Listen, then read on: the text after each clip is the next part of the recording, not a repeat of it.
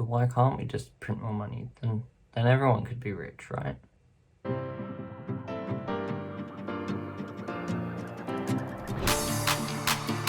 Happy Finance Friday, everyone. I'm Tom, and this is Tom's Money Magic. Today, I'm going to be talking about why the government can't just print endless amounts of money.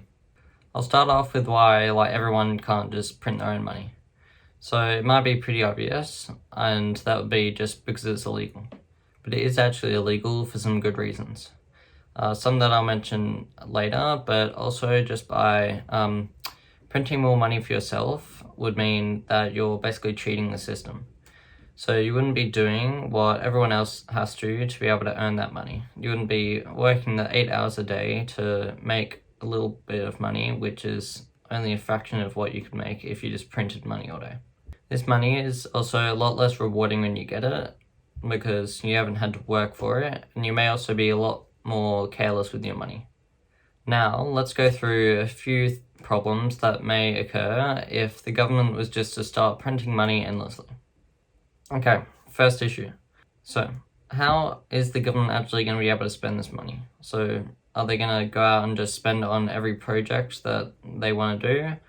Or are they going to try and distribute it to every citizen? But then that also poses the problem of how do you actually do that fairly? We can see the same problem as before if individual people were just to keep printing money. The government will eventually have so much money that they don't know what to do with it, and they'll just become careless and spend it on loads of things without having a structure to what they're going to spend money on. So the next problem is about the value of each dollar, and this ties in with the idea of shares and fractions.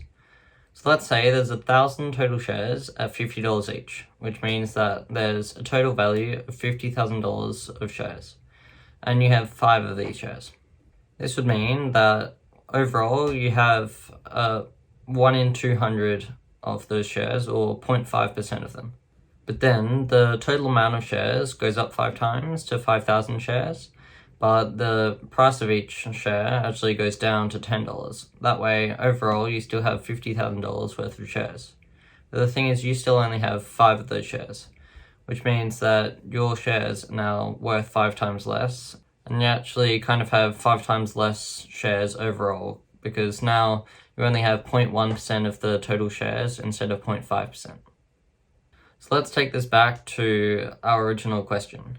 So if the government was just to keep printing money endlessly, then this means that the total amount of money in the economy would go up, which means that each individual dollar is now worth less. Now, after the value of each individual dollar would go down, we would reach problem 3, which is where the prices of every product would rise. And this is this action from the market is called inflation. So as each dollar becomes worth less, each company would raise their prices of each product so that in relation to the total amount of money in the economy, each product would still be worth the same amount. And in the extreme, this would possibly result in the prices of each product doubling overnight. So this ties into the final problem. So when each of the already existing expensive products become even more expensive, they're going to lose most of their customer base. So there'll be hardly anyone that wants to buy those products anymore. So that means that that company will then have to reduce the amount of products that they produce so that they don't have loads building up that they don't actually end up selling. So this also means that hundreds, if not thousands, of the workers would become redundant. Okay, quick defining time with Tom.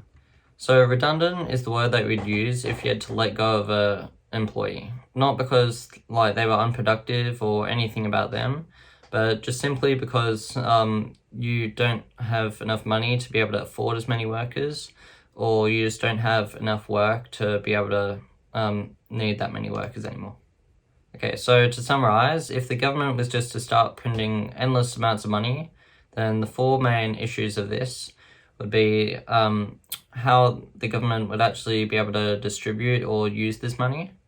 The value of each dollar would actually go down, and this would cause inflation, which means that the prices of all the products would rise, which then reduces the demand of some of the more expensive products, meaning that the companies that make those products would then have to get rid of some of their workers.